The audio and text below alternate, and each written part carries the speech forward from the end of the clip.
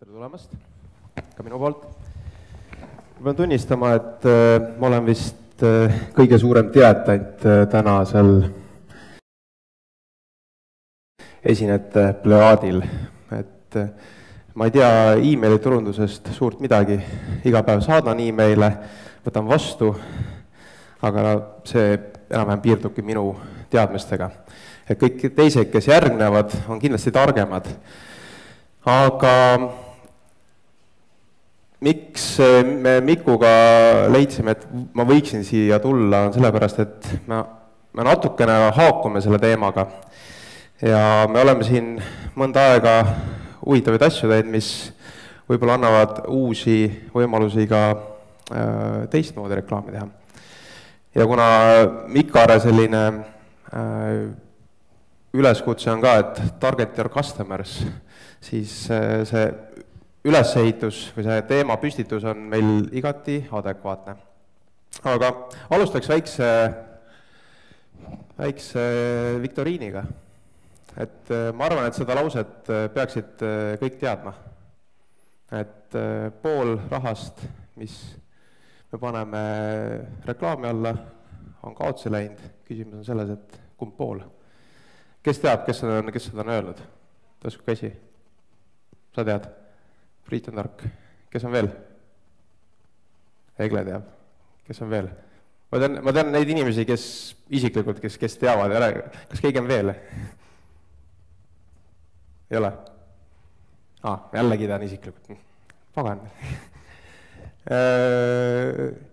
Keegi härra J. Wanamaker. Ta oli peaaegu sama suur ärimees kui Rockefeller ja 19. sajandil USA-s ehitas päris korraliku äriimpeeriumi ülesse. Selleks hetkeks, kui ta manateele läks, oli ta tema äri kasvanud juba $100 miljoni suuruseks, mis tänases väärtuses on paar miljardit dollarit, et täitsa suur. Ja tema oli selline huvitav vana, kes siis ütles, et vaatas, et kui palju ta raiskab või investeerib reklaami alla, siis ta nägi, et ikkagi pool läheb nagu raisku. Aga küsimus on selles, et miks ta seda arvas? Et 2 sajandit tagasi palju nüüd reklaamivõimalusi oli, et suure tõenäosusega mingid autori tehti, pandi välireklaami püsti ja kuhugi ja vaadati, et näitame tuhandetele inimestele, näeb poodi tuleb võib-olla ainult mõni 100, et mis jama on nagu. Võib-olla on probleem selles, et tegemist on sihtimata reklaamiga. Et ma arvan, ma olen seda pilti näidanud päris paljudel koolitustel, seminaridel juba, et see on selline legendaarne pilt, et näidake mulle contenti siin. Et näidake mulle reklaame, mis peaks olema mulle relevantne, minu jaoks personaliseeritud. Väga palju ei ole. Et selline massiga löömine tundub, on siiamaani prevaleerinud ka interneti reklaaminduses, et sellist segmenteeritud lähenemist väga palju ei ole. Aga mis oleks, kui me mõtleks teistmoodi. Me mõtleks niimoodi, et igal ühel meist on teatud mõttes digitaalne aadress olemas, kuhu saaks saata minule personaliseeritud reklaami. Et need reklaamid, mis kohale jõuavad, on samamoodi nagu Eesti Post toob teile otseposti. Ma räägin masspostitusest, ma räägin, mis on igasuguseid suvalisi asju, aga ma räägin sellisest, mis on mõeldud just teie jaoks. Et see oleks ju päris tore. Kui me vaatame kas või e-maili turunduse peamiseid indikaatoreid, numbreid, siis tihtipeale avamismäärad on kõrgemad kui bännerreklaamil. Otseturunduses ma vaatame, et eelmine aasta päris palju kasvas käive seal, et järelikult ettevõtted usaldavad, et selline otse kohale viimine, sihitatud reklaam peaks vist toimima. Aga mis oleks, kui bännerreklaami puhul oleks selline sama asi võimalik? Ma arvan, et selline lootus on olemas. ja me oleme päris palju vaeva näinud selle nimel, et seda tuua ka siia kanti. Me ise kutsume seda uut lähenemist advertising uks. Täiesti uus sõna, uus kontseptsioon, koosneb kahest sõnast address ja advertising. Ja millel see põhineb? See põhineb meie enda tehnoloogial, mis kaardistab inimeste digitaalset jalajälge. Mis see endast siis kujutab? Et teadupärast inimesed liiguvad internetis ringi, tarbivad erinevaid meediaid. Et kui ma küsiksin teie käest, et öelge mulle, mis meediaid interneti veebisaitide kas või täna näiteks tarbisite, siis ma arvan, et te suudate niimoodi top of mindina võib-olla öelda paar saiti, et Facebook, võib-olla Postimees või ERR, midagi võib-olla nimetate veel. Aga samas, kui te võtaksite lahti enda browser history, siis te avastate endalegi üllatuseks, kui paljudes kohtades te tegelikult ringi käite.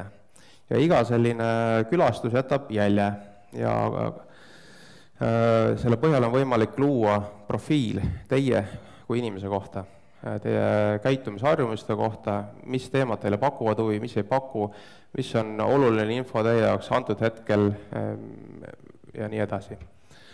Selle digitaalse jalajälje põhjal on võimalik siis tõesti luua profiile, alates Maci kasutades kuni koduperenaisteni, IT-kurudest turundajateni, inimesed, kes otsivad finantsinfot, need, kes on valmis ostma-müüma kaupa internetis, Tele2 kasutajatest kuni eestlasteni, kes elavad Soomes ja nii edasi, nii edasi, nii edasi. Et kõik sellised asjad on võimalikud. Aga kuidas ta nagu erineb siis sellisest tavapärasest lähenemisest? Et ma toon sellise lihtsa näite. Et kui võtame ette kõigile teada tuntud ühe veebisaidi Boudoir. Kõik peaksid vist teadma seda, ma arvan, et paljud on ka külastanud.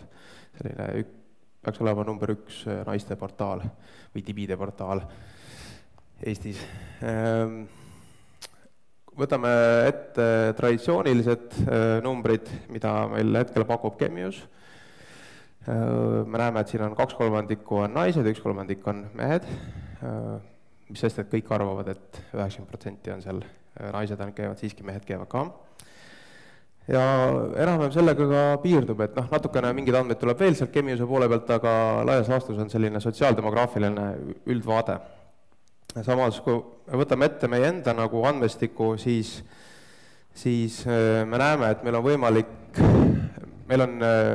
võimalik sealt kätte saada ka veel inimesi, kes on nii-öelda taggitud kui beauty, personal care, social active woman, apparel, chicks, inimesed, kes ostavad, müüvad kaupu internetis.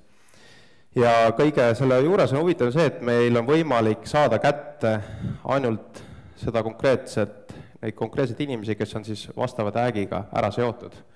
Et näiteks, kui meil on moehuvilised inimesed, siis meil on võimalik ainult neid kätte saada. Ja mitte kedagi teist sellel saidil. Ehk nii-öelda 100 inimese asemel võib-olla, keda muidu oleks pidanud tabama, siis me suudame need relevantsed 10 inimest kätte saada. Ja me arvame, et selle kaudu on võimalik kampaaniate efektiivsust ja sihtimise efektiivsust vähemalt 50% võrra tõsta. Kõige lihtsam näide on kas või see, et kui vaja lihtsalt naisi tabada, siis me saaksime ainult need naiste tagidega seotud inimesed kätte ja need, kes on siis mehe tagidega, neid me enam ei tabagi. Et tavapärase lähenemise puhul tegelikult me peaksime kõikidel seda reklaami kuvama. Ja ma arvan, et selline lähenemine on teretulnud. Et ma arvan, et siin paljud mehed ei taha näha naiste reklaame ja naised ei taha teatud meeste reklaame näha. Kas me oleme ainukesed? Ei, me ei ole ainukesed. Me ei tee maailma revolutsiooni. Võib-olla me teeme siin väikses konnatiigis natukene revolutsiooni või evolutsiooni, et liigume edasi sinna suunas, kuhu kogu maailm on arenenud ja areneb. Et ma soovitan teil surfata, et kui teil on võimalus, otsige üles näiteks selline teenusepakkuja nagu BlueK. Ma arvan, et paljud teist ei ole kuulnud sellest midagi. Ja seal on olemas selline BlueK.com /register peaks olema see, kus on olemas teie enda profiil kuvatud, mida nemad on korjanud teie kohta internetis liikumisest. Et, ja seda siis mitte ainult siis Eesti meedias, vaid ka nagu rahvusvaheliselt. Sarnast lähenemist teeb ka Google, et kui te Google'isse lähete, siis võite sealt tippida sisse Google Ads Preference Manager. Samamoodi tuleb esile, et mida Google arvab, millised reklaamid võiksid olla teie jaoks relevantsed tulenevalt teie käitumisest internetis. Ja teil on võimalik nii BlueK-s kui ka Google'is muuta, et kui teile mõni asi ei meeldi, saate öelda, et see ei ole relevantne, keerate kinni ja, või siis juurde lisada. Et meie hetkel ei ole veel sellist tööriista teinud, mis on nagu kogu avalikkusele mõeldud, aga me oleme teinud ühe teise tööriista, me oleme teinud sellise asja nagu Advertising Book, mille me eeldatavasti sel nädalal enda veebiga üles paneme, mille kaudu on võimalik siis vaadata, kui palju erinevaid sihtrühmasid on meie kaudu võimalik kätte saada, alates siis tõesti mingitest eestlased, kes elavad Soomes või kuni tibideni välja. Ja ma arvan, et sorry, Mr. Vanameiker, et see raiskamise aeg on läbi, et nüüd on advertisingu aeg käes. Aga paar näidet siia, et kas te teadsite, kui palju on iPadi kasutajaid Eestis? Et siin erinevaid numbreid on välja käidud uudistes, aga tegelikult sellist terviklikku vaadet kuskil ei ole öeldud, et meie enda andmed näitavad praegu kuskil 30 000 iPadi kasutajat on Eestis. Ja seda on siis üle kõikide nagu mobiilioperaatorite. Et muidu tavaliselt EMT-d ja muud saavad öelda ju ainult enda numbreid, siis me saame öelda, mis on üle kõikide teenusepakkujate ja ka neid, kes on siis välismaalt sisse ostnud. Või siis see, et Soomes elab või siis teeb sellist pendelrännet kuskil 50-60 000 eestlast. Et jällegi näeme, kui palju tuleb seda liiklust Soome poolt Eesti meediasse ja sealt me saame nagu öelda, et milline see suurusjärk on jällegi võimalik sellist sihtrühma kätte saada. No, üks näide lihtsalt, kuidas me seda teeme, et on sellised erinevad tagide grupid, mis on ära jaotatud, et on tegevuspõhised tagide grupid, sotsiodemograafilised, hõimuluse põhised. Ja sealt me siis valime lihtsalt need relevantseid tag'e, nii positiivsed kui ka negatiivsed, saame sihtida kui ka siis piirata ja vastavalt sellele siis selle õige kampaania nagu püsti panna. Kogu selle asja juures on jah, tõesti see piirang, et meie konkreetselt tegutseme bänneriturunduses, et mille kuradi pärast siis see on relevantne e-maili turunduse seminaril. Et paar lihtsalt sellist mõtteainest teile nagu tulevikuks. Et tegelikult kui hakata ära siduma enda e-maili kampaaniaid ja muid internetikampaaniaid, siis on võimalik ühtepidi parendada seda digitaalset jalajälge, mida on võimalik enda kampaaniates hiljem ära kasutada, ehk te saate teada rohkem enda klientide kohta. Et kui ütleme, et praegu teil on võib-olla enda kliendi andmebaasis info inimese nime kohta, telefoninumber, e-maili aadress, midagi veel, siis sidudes need kaks asja ära, teil on võimalik saada selline täiendav vaade enda kliendi baasi kohta, et näha, et ahah, et need, kes nüüd maandusid minu selle kodulehele, siis nende selline profiil sisaldab veel selliseid huvialasid, mida teil võib-olla enne ei olnud võimalik teada. Lisaks üks selline hea mõttearendus või mõte, et te võiksite mõelda ka selle peale, et enda emaili kampaaniat siduda ära retargeting kampaaniatega. Et siiamaani mina ei ole kuulnud, et seda tehtaks, kuigi potentsiaal on seal olemas. Eelarvelised summad seal ei ole väga suured, pigem väiksed, aga nad võivad oluliselt tõsta teie kampaania efektiivsust. Ehk näiteks need, kes reageerivad siis sõnumile, lähevad maandumislehele, vaatavad seal ringi, aga lahkuvad, ei tee soovitud tegevust, siis hiljem kutsuda neid tagasi seda tegevust lõpetama juba bännerreklaami kaudu. Et jah, seda ei ole kahjuks tehtud ja see kindlasti aitaks kampaaniate efektiivsust tõsta. Aga ma tõmbaks siinkohal joone alla. Ma arvan, selliseks alustuseks selline helikopteri vaade erinevatest sihtimismeetoditest, mis Eestis nüüd on olemas ja mis maailmas toimub, on tore.